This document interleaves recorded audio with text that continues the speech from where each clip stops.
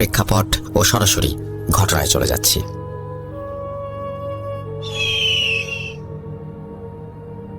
আজ থেকে প্রায় ৩-৪ সপ্তাহ আগে আমি সন্ধ্যার দিকে বাইরে বের হয়ে পরিচিত এক বড় ভাইয়ের সাথে দেখা করতে চাই।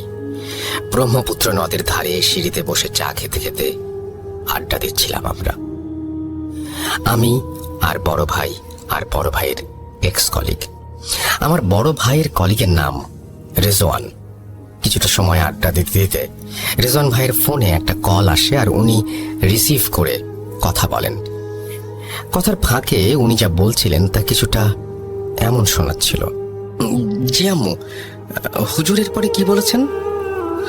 আচ্ছা, ইনশাআল্লাহ আসর কেটে গেছে। ওনার এই কথা শুনে আমিও বড় ভাই কিছুটা কৌতূহলী হয়ে ওনাকে জিজ্ঞেস করি, আসর কেটে গেছে বলার কারণ কি? উনি শুরুতে বলতে চাইলেন না, কারণ উনি চাইছিলেন না ওনাদের সাথে যা ঘটেছিল সেটি মনে করতে। কিন্তু পরিবেশটা এমনই ছিল যে উনি আমাদের জোরাজুরিতে শেষমেশ বললেন, ঠিক আছে ঠিক আছে, সংক্ষেপে বলবো, আর আমার কথার মাঝে কোনো কথা বলবা না। চা নিয়ে আসো। বলছি। আমি দুই বড় ভাইয়ের জন্য চা আনতে চলে যাই। ৫-৬ মিনিট পরে চা নিয়ে ফিরে এসে দুইজনের হাতে 2টি কাপ দিয়ে আমি সিঁড়ির ওপর বসে পড়লাম। এরপর রেজওয়ান ভাই ওনার কথা শুরু করলেন। একটা কথা একটু বলে নিতে চাই, আমি যখন ঘটনাটি শুনছিলাম তখন নদীর ওই পাড় থেকে প্রচুর পরিমাণে শিয়ালের ডাক ভেসে আসছিল, আর চারপাশে ঝিঝি পোকা আর ব্যাঙের ডাক যেন পরিবেশটাকে একেবারে ঘটনা শোনার জন্য তৈরি করে রেখেছিল। আপনারাও ইম্যাজিন করুন আর ঘটনাটি শুনুন। চলে যাই রেজওয়ান ভাইয়ের ঘটনায়। ঘটনাটি উনি যেভাবে আমাকে বলেছেন আমি ঠিক সেভাবে লিখে উপস্থাপন করার চেষ্টা করছি। ভুল ত্রুটির জন্য ক্ষমা চেয়ে নিলাম। ঘটনাটিতে কয়েকটি চরিত্র আছে, তাই সবাইকে মনোযোগ দিয়ে শোনার অনুরোধ করছি। বলছেন রেজওয়ান ভাই।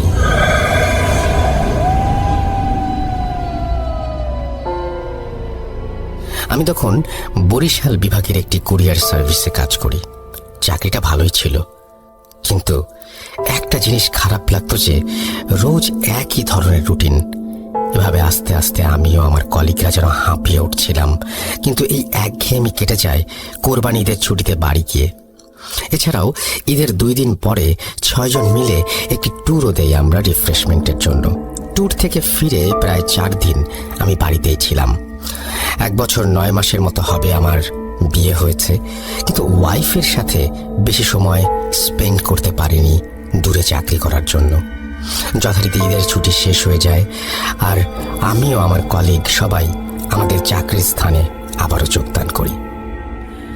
বলে রাখা ভালো যে আমি বরিশালে একটি মেসে থেকে চাকরি করতাম। মেসের একটি রুম আমি একাই নিয়েছিলাম আমার প্রাইভেসির জন্য। মেসের আর বাকিরা অবশ্য আমার কলিগের মাঝেই 2-3 জন ছিল। ওনারাও সিঙ্গেল রুম করেই থাকতেন, যেহেতু সবাই চাকরিজীবী। বাড়ি থেকে মেসে ফেরার পর কয়েকদিন কেটে যায়। এরপর একদিন মেসে আমার বাজারের ডেট পড়ে। আমার রুটিন মতো আমি বাজারের দিকে রওনা হলাম। বাজারে গিয়ে মাছ কিনতে গিয়ে এক বৃদ্ধ চাচার কাছে আমি দেখলাম মোটামুটি বড় সাইজের ইলিশ মাছ দেখে মনে মনে ভাবলাম, এহে, কতদিন খাই না, দেখি যদি একটা নিতে পারি। এই ভেবে আমি চাচার দিকে এগিয়ে গিয়ে চাচাকে জিজ্ঞেস করলাম, কি চাচা, ইলিশ কত করে দিচ্ছেন? উত্তরে উনি বললেন, স্যার 200 টাকা কেজি। ওনার এই দাম চাওয়ার কথা শুনে আমি ভ্যাবাচাকা খেয়ে যাই আর ভাবতে থাকি, কি বলে 500 টাকার উপরে দাম আর উনি 200 টাকা চাচ্ছে? মনে হয় বোকা, একটু দামাদামি করি।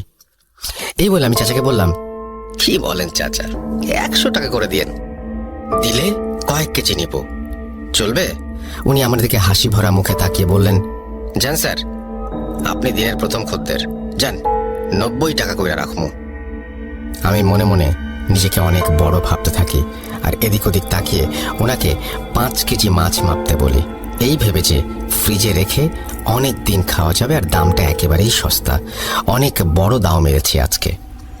চাচা মাছ মাপছিলেন, এমন সময় আমার ফোনে আমার মেসমেটের কল আসলো। আমি ফোন ধরতে সে আমাকে জিজ্ঞেস করলো আমি মেইন দরজার চাবি নিয়ে এসেছি কিনা। আমি বললাম, হ্যাঁ, আমি চাবি নিয়ে এসেছি। সে তখন আমাকে জানালো যে ভুলে চাবি নিয়ে বের হইনি, তাই আমি যেন সন্ধেবেলা তার সাথেই বাড়ি ফিরি।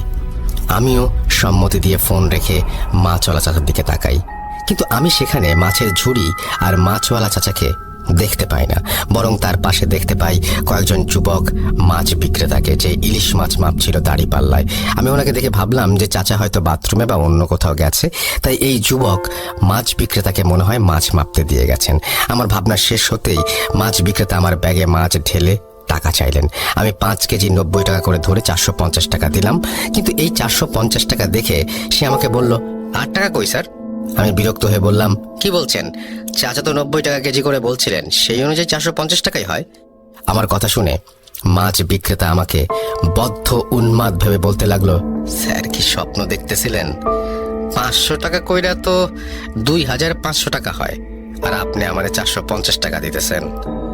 এইটা তো 1 কেজিরও দাম না। আমি ওনাকে এবার ধমক দিয়ে বলি, আরে থামেন তো, চাচা কোথায়? যার সাথে দাম দর করেছিলাম ওনাকে ডাকেন। মাছ বিক্রেতা তখন অন্য মাছ বিক্রেতাদের দিকে তাকাচ্ছিলেন, আর আমাকে এসে হঠাৎ বলল, স্যার এখানে কোনো বুড়া চাচা নাই, আমরাই রোজ এখানে মাছ বেচি। আপনি এইখানে আয়সা আমার ঝুড়ির পাশে দাঁড়ায়া নিজে নিজেই কি সব বলতেছিলেন, আর হঠাৎ কইরাই 5 কেজি মাছ মাপতে বলে ফোন হাতে সামনে আগায় গেছিলেন। ওনার কথা শুনে আমি নিজের কান আর চোখে বিলিভ করতে পারছিলাম না, কিন্তু অগত্যা আমাকে 2500 টাকা দিয়েই 5 কেজি ইলিশ আনতে হলো। সেদিন আমি আর অফিস করিনি, সারাদিন এই মাছের ঘটনাটা ভাবছিলাম আর প্রচণ্ড মাথা ব্যথায় ভুগছিলাম। সন্ধ্যার পরে সবাই ফিরে এসে দেখে আমি 5 কেজি ইলিশ নিয়ে ফিরে এসেছি, আর এটা দেখে ওরা আমাকে বকাবকি করে কিছুটা। আমি মন খারাপ করে একটু জলদি সেদিন শুয়ে পড়ি আর ঘুমিয়ে পড়ি। মাঝরাতে হঠাৎ আমার দরজায় কেউ নক করলো। কয়েকবার নকের আওয়াজ শুনে আমার ঘুম ভাঙলে আমি প্রচণ্ড মাছের গন্ধ অনুভব করতে থাকি, আর দরজার দিকে তাকিয়ে জিজ্ঞেস করি, কে কে বাইরে? এত রাতে কি চাই? তখন দরজার বাইরে থেকে আমি যে শুনতে পাই, সেটি শুনে আমার গায়ের লোম দাঁড়িয়ে যায়। আমি শুনতে পাই সেই বৃদ্ধ চাচার কণ্ঠে কেউ আমাকে বলছে, স্যার, ও স্যার, মাছ নেবেন না? ইলিশ মাছ 5 কেজি মাইপা রাখছি আপনার জন্য, নেন নেন নেন। কি হলো স্যার, নিবেন না? নিয়ে যান, মাছ নিয়ে যান। এই কথা শুনে আমি ভয়ে চিৎকার দিয়ে উঠলে আমার রুমে আবার নক হয়। আমি আমার কলিগদের গলার আওয়াজ শুনি। দরজা খুলতে যেতে যেতে আমি ভাবি যে আমি হয়তো ভুল শুনছিলাম, বা যা ভাবছিলাম সেটা ভুল ভাবছিলাম। এরপর দরজা খুলতেই ওনারা ভেতরে এসে আমাকে বলে, কি ব্যাপার রেজান ভাই, চিল্লাচ্ছেন কেন? আর আপনার রুমে এত বাজে মাছের গন্ধ কেন? ওনাদের এই কথা শুনে আমি আকাশ থেকে পড়ি। আরে, ওনারাও মাছের গন্ধ পাচ্ছেন? তাহলে সমস্যাটা কি হলো? আমি তো তাহলে ভুল শুনছি না মনে হয়। কি হচ্ছে এসব? এরপর আমার মেসমেটরা আমাকে পানি খাইয়ে শান্ত করেন, আর আমার কথা শুনে বলেন যে সব আমার মনের ভুল। আর এরপর তারা আমার ঘর থেকে নিজ নিজ ঘরে চলে যান।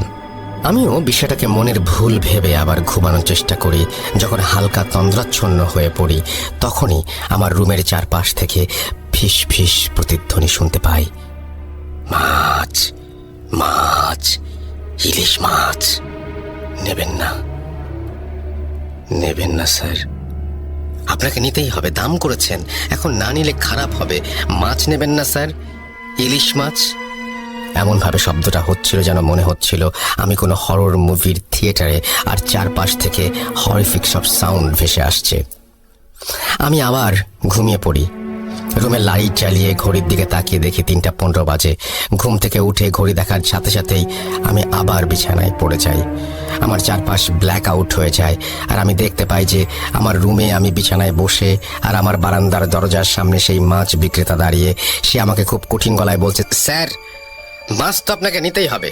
যদি নেন আপনি বেঁচে যাবেন, আর না নিলে কেউ বাঁচবে না। আমি তাকে বললাম যে আমি মাছ নেব না। তখন সে আমাকে বলল, নিবি না? ঠিক আছে, এবার দেখ কি হয়, দেখে নিস তুই। এই কথা বলে সেই মাছ বিক্রেতা মনে হলো হাওয়ায় মিলিয়ে গেল। আর আমারও মাথায় কিছু ছিল না, আমি মনে হয় ঘুমিয়ে গিয়েছিলাম। আমি যখন ঘুম থেকে উঠি তখন দেখি আমার পাশে একজন মেসমেট বসে আছে, আর আমি চোখ খুলতেই সে আমাকে দেখে আলহামদুলিল্লাহ বলল। আমার বিছানার সামনের দেয়ালের অ্যানালগ ঘড়ি থাকায় আমি দেখলাম 5:50 বাজে, অর্থাৎ ভোর। কিন্তু আমার মেসমেট আমাকে যা বলল তাতে আমি নিজেকে আর ধরে রাখতে পারছিলাম না। আসলে সময়টা ছিল সন্ধ্যা 5:50, অর্থাৎ আমার জীবন থেকে 14টি ঘন্টা গায়েব হয়ে গেছে। আমার মেসমেটদের বক্তব্য ছিল যে আমি দুপুর অবধি রুমের দরজা না খোলায় তারা বাড়িওয়ালার কাছ থেকে ডুপ্লিকেট চাবি এনে দরজা খুলে দেখে আমি মেঝেতে পড়ে আছি, আর আমার হাতে মাছের আঁশ লেগে আছে। এরপর থেকে তারা আমাকে বিছানায় উঠিয়ে আমার হাত পরিষ্কার করে রান্নাঘরে খাবার রান্না করতে গেলে দেখে ফ্রিজ থেকে ইলিশ মাছ বের হয়ে মেঝেতে পড়ে আছে, আর একটা মাছের গায়ে কোনো আঁশ ছিল না। এই দেখে তারা কিছুটা অবাক হয়, আর আমার হাতে মাছের আঁশ দেখে রান্নাঘরে আঁশবিহীন মাছ, এসব তারা মিলানোর চেষ্টা করে, কিন্তু মিলাতে পারেনি। এর মাঝে আমি কিছুটা মানসিকভাবে স্ট্রেসড হয়ে যেতে শুরু করি, কারণ হঠাৎ এই জিনিসগুলো আমার কাছে খুব আনইউজুয়াল লাগছিল। আর আগেও কখনো আমার সাথে এমন কিছু হয়নি। ভয়ও পাচ্ছিলাম, মানসিক আঘাতও পাচ্ছিলাম একই সাথে।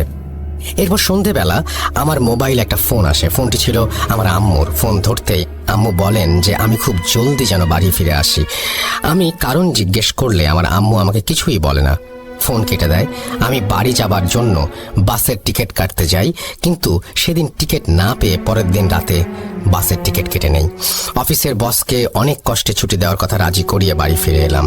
বাড়ি ফিরে এসে যে সকল দৃশ্য দেখি তা কল্পনার বাইরে। আমার স্ত্রী মাইশা, সে অসুস্থ, তার চোখের নিচে কালি পড়ে গেছে, হাত পা শুকিয়ে গেছে। আমি আম্মুকে জিজ্ঞেস করলে আম্মু আমাকে যা বললেন তা ওনার ভাষাতেই বলছি।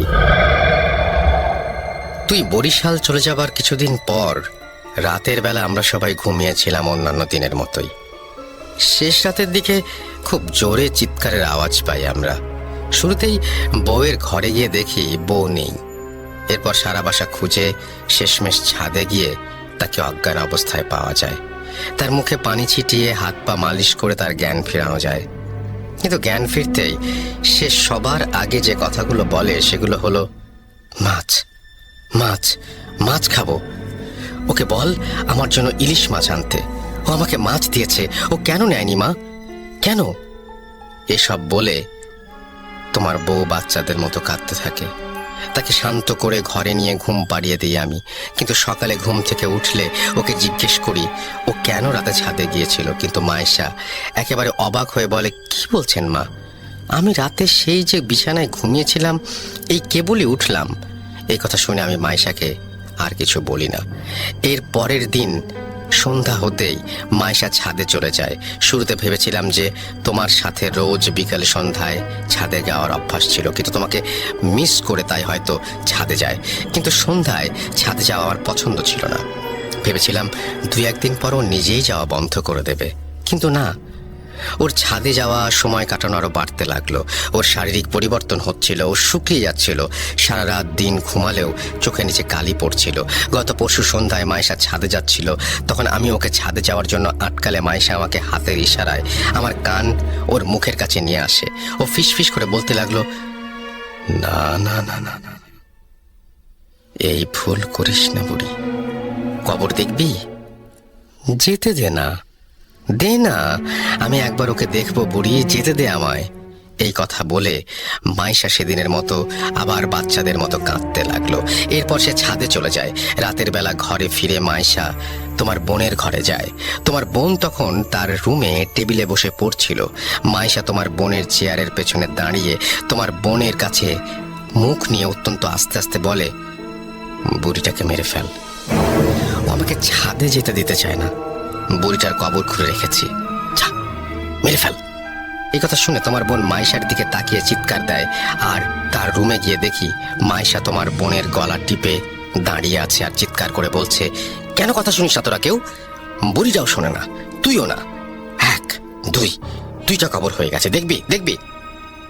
এসব বলতে বলতে মাইশা নিজেই অজ্ঞান হয়ে যায়।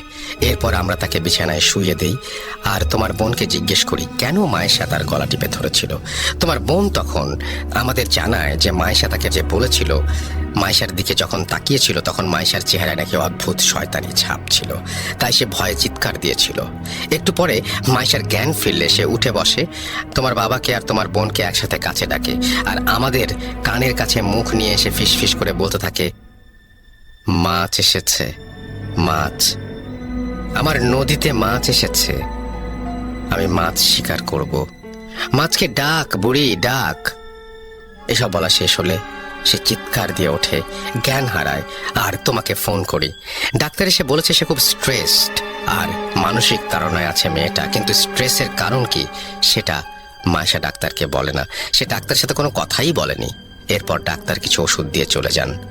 এবার বল আমি কি করতে পারি? আমার মায়ের মুখে সব শুনে আমি আমার আম্মুকে জিজ্ঞেস করি যে মাইশার পরিবারকে এসব জানানো হয়েছে কিনা। আম্মু বলেন যে আমার সাথে কথা বলে মাইশার পরিবারকে জানানোর অপেক্ষায় ছিলেন ওনারা। আমি আম্মুকে বলি এখনই জানানোর কোনো দরকার নাই। আম্মু আমাকে কারণ জিজ্ঞাসা করলে আমি ওনাকে কিছু না বলে রুমে চলে আসি। কি বলতাম আম্মুকে? আমার জন্য সব হচ্ছে, আমার ভুলের জন্য আমার স্ত্রী এই অবস্থা। আপনারা ভাবছেন আমার কি দায় এখানে? শুনুন তবে ঘটনার শুরুটা একটু মনে করুন। কোরবানি ঈদের পর দেয়া আমাদের ট্যুর, আমার কলিগ মেহেদি ভাইয়ের গ্রামের বাড়ি এলাকার কাছাকাছি ট্যুরে আমরা গিয়েছিলাম। সেই ট্যুরে গিয়ে মেহেদি ভাই আমাদের একদিন রাতের বেলা একটি স্পিরিট কলিং প্রসেসের কথা বললেন আর এও বললেন যে আমরা চাইলে ট্রাই করতে পারি। আমি সব বিলিভ করি না এবং বিলিভ না করার কারণে বলেছিলাম যে আর এসব ফালতু, স্পিরিট বলে আবার কিছু হয় নাকি, দেখেন আপনারা ট্রাই করে। সবাই রাজি হলে মেহেদি ভাই একটি পুরনো বই বের করে মেঝেতে একটি তারকা এঁকে তার চারপাশে চারজনকে বসিয়ে দেন। একে অপরের হাত ধরেছিল তারা। আমরা 6 জন ছিলাম। আমার এক কলিগ খুব ভয় পাওয়ায় সে এক্সপেরিমেন্টে অংশ নেয়নি। এরপর মেহেদি ভাই মাটিতে বাটির শুকনো পাতা আর কি সব দিয়ে আগুন জেলে ধোঁয়া তৈরি করে স্পিরিট কল করলেন। 10 মিনিট, 15 মিনিট, 1 ঘন্টা পার হলেও কিছু হয় না। আর জিনিসটাকে ফেক ভেবে আমি আমার 2 হাত ছেড়ে উঠে পড়তেই মেহেদি ভাই আমাকে ধমক দিয়ে বলেন, রেজওয়ান তুমি নিয়ম ভাঙবে না, নিয়ম ভাঙলে ক্ষতি হবে, বসে যা, আয়। ওনার এই কথা শুনে আমি তাচ্ছিল্যের হাসি দিয়ে রুম থেকে বেরিয়ে যাই এবং বারান্দায় বসে সিগারেট খেতে লাগলাম। এরপর আমাদের মাঝে কথাবার্তা তেমন হয়নি আর আমরাও এই বিষয়টা ভুলেই গিয়েছিলাম। কিন্তু এবার আমার মাথায় আসলো এই ট্যুরের কিছুদিন আগে আমার সাথে মাছ নিয়ে এই ঘটনার কথা আর আমার ওয়াইফের সাথে সেই মাছ নিয়ে ঘটনা। তাহলে অবশ্যই সেই এক্সপেরিমেন্টের কারণে কোনো খারাপ কিছু আমার পিছু নিয়েছে যা আমার ওয়াইফের ক্ষতি করতে চাচ্ছে। আমি আমার মা বাবাকে এসব কি করে বলতাম আপনারাই বলুন। এর পরের দিন আমি এলাকার মসজিদের ইমাম সাহেবের কাছে গিয়ে সব ঘটনা খুলে বলি। উনি আমাকে বকাঝকা করেন আর বলেন যে এসব হারাম কাজ করে বিপদ ডেকে আনলে উনি সাহায্য করবেন না। এরপর উনি আমাকে আরেকজন হুজুরের একটি ঠিকানা দিয়ে সেখানে যেতে বলেন। আমি সেদিনই সেই হুজুরের কাছে যাই আর দেখা করে সব জানাই। উনি সন্ধ্যায় আমাকে নিয়ে আসন করবেন বলে জানান। মাগরিবের আজান হলো। আমি আর হুজুর একসাথে নামাজ পড়ে ওনার ঘরে গিয়ে আসনে বসলাম। হুজুর আমার 2 হাত ধরে দোয়া পড়ছিলেন আর ফু দিচ্ছিলেন। এক পর্যায়ে হঠাৎ আমার হাত ছেড়ে দিয়ে উনি বললেন, রেজওয়ান ভাই আপনি যা ভাবছেন সেটা একেবারে 100% ভুল। সেদিন ওই এক্সপেরিমেন্টে কোনো জিন হাজির হয়নি আর আপনার সাথে যা হয়েছে তা কিছুই ওই এক্সপেরিমেন্টের ফল না। হুজুরের মুখে সব শুনে আমি ওনাকে জিজ্ঞেস করি, তাহলে আসল সমস্যা কি? আমার কথা শুনে হুজুর বলেন, আমার বাসায় না গেলে উনি বুঝতে পারবেন না আর আমার বাসায় যাবার আগে কিছু প্রস্তুতি আছে ওনার, যা ওনার করতে 3-4 দিন সময় চাই। এরপর ওনাকে সময় দিয়ে ওনার ফোন নাম্বার নিয়ে বাড়ি ফিরে আসি আর আম্মু আব্বুকে বলি মাইশার ফ্যামিলির সাথে যোগাযোগ করতে। আমার আম্মু আব্বু মাইশার পরিবারের সাথে যোগাযোগ করতে সেখান থেকে উঠে আসে আরও এক চাঞ্চল্যকর তথ্য। কি সেই তথ্য? শুনুন মাইশার মায়ের ভাষায়। আপনাদের কাছে ক্ষমা চাচ্ছি, আমি আর মাইশার বাবা। আমাদের মেয়ের বয়স যখন 10 বছর ছিল তখন তার একটি মানসিক রোগ দেখা দেয়। সে নিজে নিজে কথা বলতো, লেখাপড়া করতো না, আমাদের সবাইকে মারবে বলে চড়াও হয়ে যেত। অনেক হুজুর কবিরাজ তদবির করেছি আমার মেয়ের কিন্তু সে ভালো হচ্ছিল না। অবশেষে একজন মনোরোগ বিশেষজ্ঞকে দেখানো হলে সে বলে এই রোগটা খুবই রেয়ার কেস, লাখ মানুষের মাঝে একজনের হয়। নিজেকে ভুলে গিয়ে অন্যের মতো আচরণ করা, ভায়োলেন্স, আর এরপর সব ভুলে যাওয়া। এই রোগের চিকিৎসা মেডিটেশন আর নিয়মের মাঝে চললে ঠিক হয়ে যাবে বলে ডাক্তার আমাদের বলেন। 3-4 মাস আমার মেয়ের চিকিৎসা হয়, আস্তে আস্তে সে ভালো হয়। ডাক্তার আমাদের বললেন আমার মেয়ে খুব একা ফিল করে সবার মাঝে থেকেও। ওকে এই একাকিত্বের ফিলিংসটা আর যেন ছুতে না পারে। এমনিতে আর কোনো সমস্যা হবে না বলেন ডাক্তার। দেখতে দেখতে আমার মেয়েকে ডাক্তার সুস্থ করে তোলেন। কিন্তু দেখেন এবার কি হলো, জামাই বরিশাল চলে যাবার পর আমার মেয়েটা আবার একা হয়ে গিয়েছিল, আর সেই জন্যই এই সমস্যা ফিরে এসেছে। এসব বলতে বলতে আমার শাশুড়ি কান্নায় ভেঙে পড়েন। ওনাকে আর কোনো কিছু না বলে, কোনো সান্ত্বনাও না দিয়ে রাগে আমি আমার আম্মুর হাত থেকে ফোন নিয়ে লাইন কেটে দেই। আমি আমার রুমে চলে আসি আর ভাবতে থাকি এটা তাহলে মাইশার মানসিক সমস্যা, ভালো কোনো ডাক্তার দেখাবো তাহলে কি ঠিক হয়ে যাবে। এরপর আমি সেই হুজুরকে কল করে আসতে মানা করে দেই আর তাকে জানাই যে মাইশার সমস্যাটা মানসিক, আর ওর বাবা জানিয়েছেন যে মাইশার মানসিক সমস্যার হিস্ট্রি আছে। আমরা মাইশাকে ডাক্তার দেখাই, আর ডাক্তারের করা কিছু মেডিসিন আর মেডিটেশন মাইশা আস্তে আস্তে কিছুটা সুস্থ হতে থাকে। ডাক্তারের কাছে গিয়ে আমরা আরও একটি তথ্য পাই যে মাইশা কয়েক মাসের প্রেগন্যান্ট। আমার ডাক্তারের ভাষ্য মতে প্রেগন্যান্সির এই ধরনের সমস্যা হওয়া একেবারেই অ্যাবনর্মাল নয়। একদিকে সীমাহীন খুশি, আর একদিকে রিলিফ যে যা হচ্ছে বা হয়েছে তা বলতে গেলে নর্মাল বিষয়। আর সবাই মাইশার খেয়াল রাখতে শুরু করি।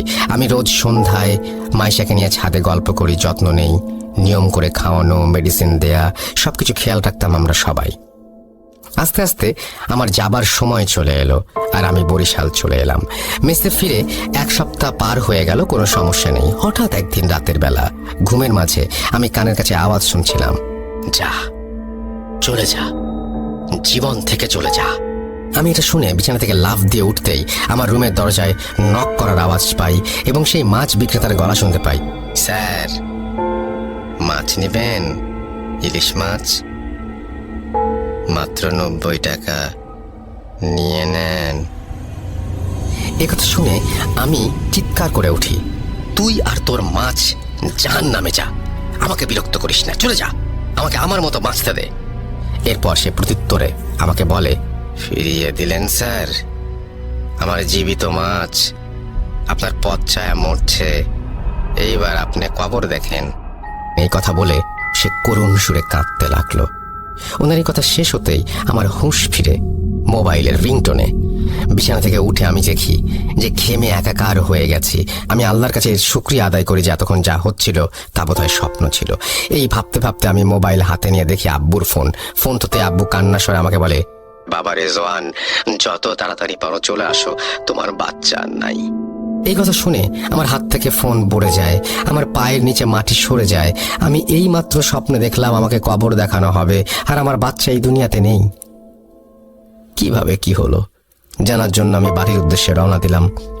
বাসে করে যাচ্ছিলাম, কিন্তু আমার কানের চারপাশে আওয়াজ আসছিল, স্যার মাছ, আমার মাছ নেন স্যার, আমার মাছ নাই, আজকে আপনার মাছ শিকার করলাম, মাছ মাছ মাছ মাছ।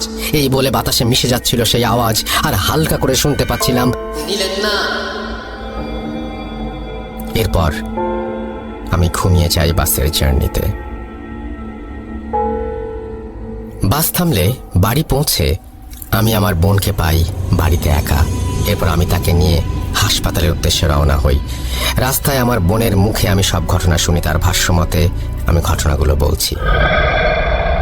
ভাইয়া, তুমি যেদিন চলে গেলে সেদিন রাতে আমি পানি খেতে উঠে ডাইনিংয়ে গিয়েছিলাম। গিয়ে দেখি মাইশা ভাবি ডাইনিংয়ের একটি চেয়ারে বসে আছে। ওনাকে ওভাবে আমি ভয় পেয়ে যাই দেখে ওনাকে জিজ্ঞেস করি যে উনি কেন ওখানে এত রাতে বসেছিলেন। উনি আমাকে ইশারায় ওনার মুখের কাছে আমার কান নিয়ে যেতে বললেন। আমি কান ওনার মুখের কাছে নিয়ে যেতেই উনি বলেন, মাছ খাবি? ইলিশ মাছ। আমার পেটে মাছ আছে একটা, আমি কেটে বের করে দেই, তুই রান্না কর, আর বুড়িটাকে কবর দে। কিরে, কবর দে ওকে। আরে কি ভাবছিস, দে। এই বলে উনি মেঝেতে বসে পড়েন আর মাটিতে আঁচড়ে আঁচড়ে বলতে লাগলেন, এই দেখ আমি কবর খুঁড়ছি, মাছটাকে বের করব, কবর দিতে হবে যে। যা, বুড়িটাকে ডেকে আন। উনার এই আচরণ দেখে আমি চিৎকার করে উঠলে আম্মু আব্বু ডাইনিয়ে এসে মাইশা ভাবিকে ধরে তার বিছানায় নিয়ে যান। মাইশা ভাবি আব্বু আম্মুকে গালাগাল দিচ্ছিলেন আর বলছিলেন, তোরা কেউ মাছ খাস না, তোদের ছেলে খায় না, মেয়ে খায় না, আর তোরাও খাস না। তোদের ছেলেকে কত করে বললাম আমার মাছ নিয়ে যেতে, কিন্তু ও নেয়নি। তাই তাই আমি তোর ছেলের মাছ নিয়ে যাব। দেখ দেখ, ওই যে কবর খুঁড়ে রেখেছি, মাছ কবর দেব। এইসব বলে ভাবি জ্ঞান হারান। ওনার পাশে সেদিন আমরা সারা রাত বসেছিলাম। সকালে উঠে ভাবি আমাদের বলেন যে রাতের বেলা উনি ছাদে গেলে আমাকে বলেন আম্মু আব্বুকে মেরে ফেলতে, আর তোমাকেও যেন মেরে ফেলা হয়। এরপর ভাবিকে ডাক্তারের কাছে নিলে ডাক্তার কিছু ওষুধ দিয়ে পাঠিয়ে দেন। এরপর আমি সারাদিন ভাবির এই সমস্ত সমস্যার দেখাশোনা করি। একদিন রাতের বেলা ওনাকে কোথাও খুঁজে পাওয়া যাচ্ছিল না। ছাদে গিয়ে দেখা যায় উনি ছাদের কোণে বসে ধারালো লোহার টুকরা দিয়ে নিজের হাত খোঁচাচ্ছেন আর পেটে খোঁচাচ্ছেন, আর পেট থেকে বের হওয়া রক্ত খাচ্ছেন। এসব দেখে আমরা খুব ভয় পাচ্ছিলাম, কিন্তু ডাক্তার বলছিলেন যে প্রেগনেন্সির অনেক সমস্যাই হয়, আর তুমিও 2-1 দিন হলো চাকরিতে ফিরে গেছো, তাই তোমাকে আর ফোন করে বলিনি। কারণ এমন বারবার ছুটি নিলে তোমার চাকরি কিভাবে থাকবে, সংসারই কিভাবে চলবে। এরপর একদিন রাতের বেলা আমি আমার রুমে ঘুমাচ্ছিলাম। হঠাৎ আমার রুমে কুকুরের ডাক শুনে আমি লাফ দিয়ে বিছানা থেকে উঠে যাই, আর আমার রুমে কুকুরের ডাক কোথা থেকে এলো দেখতে থাকি। এর মাঝে হঠাৎ পচা মাছের গন্ধ দিয়ে আমার রুম ভরে যায়। আমি বিছানা থেকে উঠার জন্য পাশ ফিরতে দেখি মাইশা ভাবি বাজে হাসি নিয়ে আমার পাশে শুয়ে আছেন, আর কুকুরের আওয়াজটা উনিই মুখ দিয়ে করছিলেন। আমি ওনার শরীর থেকে রক্তের গন্ধও পাচ্ছিলাম, আর তাই তাকে জিজ্ঞাসা করি যে কেন এখানে রক্তের গন্ধ, কেনই বা সে ওইরকম বাজে আওয়াজ করছে। তখনই সে মুখে হাত দিয়ে ধরে ফেলেন, আর কানের কাছে মুখ এনে তিনি বলেন, মাছ শিকার করেছি। এই বলে সে আমার হাতে একটি ছুরি ধরিয়ে দিয়ে বলেন, নে, বুড়িকে মেরে ফেল আর কবরের ধাক্কা দিয়ে ফেলে দে। আমার হাতে ছুরির স্পর্শ পেতেই আমি ছুরিতে আঠালো কিছুর আভাস পাই, আর ভাবির হাত সরিয়ে জোরে চিৎকার দেই। আমার চিৎকারে আব্বু আম্মু রুম থেকে এসে লাইট অন করে যা দেখেন সেটা ভোলার না। আমরা দেখি আমার ভাবির পেট থেকে রক্ত বেরিয়ে বিছানা ভিজে গেছে, শরীরের কাপড় কাটা।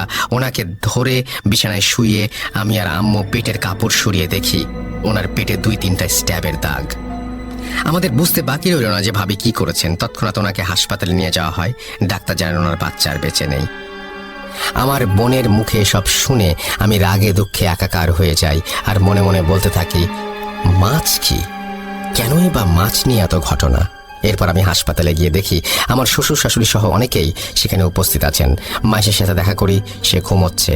তাকে ওই অবস্থায় দেখে আমার মরে যেতে ইচ্ছা করছিল। এরপরে সব কেন শুধুমাত্র মানসিক সমস্যা নয় তা বুঝতে পারি আমরা সবাই। আর আমি সেই হুজুরকে ফোন করি যার সাথে আগে দেখা করছিলাম। সেদিন রাতে আমাদের বাসায় হুজুর আসেন এবং আসন করেন। এর আগে হুজুর হাসপাতালে গিয়ে মাইশাকে দেখে আসেন আর আমাদের কাছ থেকে সবকিছু জেনে নেন। আমাদের বাসায় এসে হুজুর আসন করেন, আর কিছুক্ষণ পরে উনি বলতে শুরু করেন ওনার কথা, ওনার ভাষায় আমি বলছি, রেজওয়ান ভাই, আপনার স্ত্রীর ওপর খবিশ জিনের ভর হয়েছে ভাই। তিলে তিলে সে আপনাদের পরিবার শেষ করে দেবে। আপনি যে স্বপ্ন দেখতেন সেগুলো সেই দেখাতো, আর লক্ষ্য ছিল আপনাকে পাগল করে দেয়া। আর সে মাছ বিক্রেতার রূপ ধরে আপনার সাথে ছলনা করছে। আমি হুজুরকে জিজ্ঞেস করলাম জিনের ভর করার কারণ কি। উত্তরে হুজুর বললেন, ভাই, আপনার স্ত্রীকে নিয়ে রোজ সন্ধ্যায় ছাদে যেতেন, আর আপনি যেদিন চলে যান বরিশাল তার পর দিন বা কিছুদিনের মাঝে এই সন্ধ্যায় আপনার স্ত্রী ছাদে একাই যায়। তার চুল ছিল খোলা। সন্ধ্যাবেলায় আপনার স্ত্রীকে দেখেই সেই জিন আকৃষ্ট হয়ে যায়, আর মাইশা ভাবিকে সে নিয়ে যাবে বলে ঠিক করে। কিন্তু মাইশা ভাবি প্রেগনেন্ট থাকায় সে রেগে যায় আর ঠিক করে যাকে ভালোবাসে তার কাছ থেকে অন্যের বাচ্চা সে আনতে দেবে না। তাই সে আপনার বাচ্চাকে হত্যা করলো, আর আপনাকে পাগল বানিয়ে স্ত্রী থেকে দূরে সরিয়ে আপনার মা বাবাকে মেরে সে আপনার স্ত্রীকে নিয়ে যেতে চাচ্ছিল। ওনার কথা শুনে আমি ওনাকে জিজ্ঞাসা করলাম আমাকে কেন মাছ সাজছে সে। হুজুর বললেন, ওই মাছের মাধ্যমে জিন আপনাকে বশ করে পাগল বানাতে চাইছিল, কিন্তু আপনি সেই মাছ না নেয়ায় সে আপনাকে ধোঁকা দেয়, এই বলে যে আপনার মাছ মারবে। আসলে আপনার মাছ হচ্ছে আপনার সন্তান, যাকে ইতোমধ্যে সে মেরে ফেলেছে। এরপর এই সমস্যার পরিত্রাণ চাইলে হুজুর আমাদের বলেন যে এর একমাত্র সমাধান হচ্ছে রুকাইয়া। আমরা যারা মুসলমান আছি, যারা সবাই জানি যে রুকাইয়া জিনিসটা আসলে কি, যারা জানেন না তাদের জন্য বলছি, রুকাইয়া হচ্ছে মুসলিম এক্সোরসিজম বা জিন ছাড়ানোর প্রসেস। ঘটনায় ফিরি, যেহেতু মাইশা অসুস্থ ছিল, তাই হুজুর আমাদের বলেন 15 দিন পর মাইশার রুকাইয়া হবে, আর এই 15 দিন মাইশাকে চোখে চোখে রাখতে হবে। হুজুরকে তাবিজ আমাদের দিয়ে বলেন যে মাইশা যতদিন হাসপাতালে থাকবে ততদিন যেন এই তাবিজ ওর কাছে থাকে, আর উনি আমাদের বাসা বন্ধ করে দিয়ে যান, যেন মাইশা বাসায় আসলে আপাতত 15 দিন বাসায় কোনো সমস্যা না হয়। এরপর মাইশা বাসায় ফিরে এলে 15 দিন পর এক শুক্রবারের সন্ধ্যায় হুজুর 4 জন হুজুরকে নিয়ে মাইশার রুকাইয়া করার জন্য আমাদের বাসায় আসেন। মাইশাকে বোরখা পরিয়ে আমি আমার আম্মু আর আব্বু আর বোন মিলে আমার ঘরে নিয়ে আসি আর ওনাকে বিছানায় বসাই। হুজুর একটা ইসলামিক বই বের করলেন আর লাইট অফ করে কয়েকটা মোমবাতি জ্বালিয়ে আমাদের বললেন, যাই হয়ে যাক ভাবিকে ছাড়বেন না। মায়া করবে, কান্নাকাটি করবে, ভয় দেখাবে, আঘাত করবে, কিন্তু আপনারা দুর্বল হবেন না। এরপর হুজুর বাকি 4 জন হুজুরকে বললেন মোমবাতি নিয়ে রুমের 4 কোনায় গিয়ে দাঁড়াতে। এরপর সবাই সবার হাতে থাকা বই খুলে দোয়া আর সূরা পড়তে শুরু করলেন। আমি আর আমার আব্বু সহ আমার বোন মাইশাকে ধরে রেখেছিলাম। দোয়া পড়ার সাথে সাথেই মাইশার শরীর ভিজে যাচ্ছিল ঘামে, আর মাইশা মুখ দিয়ে এমন শব্দ করছিল যেন সে নিঃশ্বাস নিতে পারছে না। দেখে মনে হচ্ছিল মাইশার খুব কষ্ট হচ্ছে। এরপর মাইশা ঘাড় ঘুরিয়ে আমার কানের কাছে বলতে লাগলো, স্যার, মাছ কিন্তু নিয়ে ফেলেছি, এবার বড় মাছ নিব। হুজুর কি করবে? ও তো নিজেই নিজের রক্ষা করতে পারবে না, ওই দেখ হুজুর কবরে। এই বলে সে আমার চেহারা বরাবর একটি ফু দিল। আমি বেহুশের মতো হয়ে গিয়েছিলাম আর দেখতে পেয়েছিলাম এক জঙ্গলে পড়ে আছি, আর আমার সামনে একটি কবর খোঁড়া, কবরে একটি লাশ যার মুখের দিকে কাফন খোলা। লাশটি ছিল সেই হুজুরের। এই দেখে আমি চিৎকার করে উঠি আর আমার মনে হতে লাগলো আমার ওপর বৃষ্টি পড়ছে। হঠাৎ আমার হুঁশ ফিরে এলো। আমি দেখলাম হুজুর আমার হাত ধরে ঝাঁকি দিয়ে বলছেন, ভাই বলেছিলাম না ধোঁকা দিবে, শক্ত হন। এরপর হুজুর আবার দোয়া পড়তে লাগলেন। আমি চোখ বন্ধ করে মাইশাকে ধরেছিলাম। কিছুক্ষণ পর আমার কানে সেই বৃদ্ধ মা চলার আওয়াজ শুনতে পাই, যাচ্ছি, আমি চলে যাচ্ছি, কিন্তু তোর সন্তানকে সাথে নিয়ে যাচ্ছি। ছেলের লাশ দেখ, চোখ খোল, আরে চোখ খোল, মাছ তো নিলি না, ছেলেকে বিলিয়ে দিলি, কেন মাছ নিলি না? আমি মাইশার মুখে এসব শুনে চোখ খুলে নি, আর মাইশা আস্তে আস্তে নিস্তেজ হয়ে গেল। রুমের চারপাশ থেকে উচ্চ স্বরে শুনতে পেলাম, আলহামদুলিল্লাহ, আল্লাহু আকবার। এরপর হুজুর আমাকে চোখ খুলতে বলেন। চোখ খুলতেই আমার আম্মুকে দেখলাম রুমের লাইট অন করতে, আর আমার বোন পানি এনে মাইশার মুখে ছিটিয়ে দিল। আমি আর আম্মু মাইশার হাত মালিশ করতে লাগলাম। একটু পর ওর জ্ঞান ফিরে এলো। ও বলল, রেজওয়ান, কি হলো? আমার মনে হচ্ছে আমার ভেতর থেকে কেন জানি ভারী একটা বোঝা চলে গেছে। কি হয়েছে বলো তো? মাইশার কথা শুনে হুজুর মুচকি এসে বললেন, সবই আল্লাহর ইচ্ছা, আপনি ভালো হয়ে গেছেন। আপনি নিশ্চয়ই জানেন আপনার সাথে কি হয়েছে। যাই হোক, আল্লাহর রহমতে আর কিছু হবে না ইনশাআল্লাহ। আপনাকে একটা তাবিজ দিচ্ছি, 7 দিন পর খুলে ফেলবেন, আর কখনোই সন্ধ্যার পর ছাদে যাবেন না। এই বলে তাবিজটা দিয়ে হুজুর চলে যান।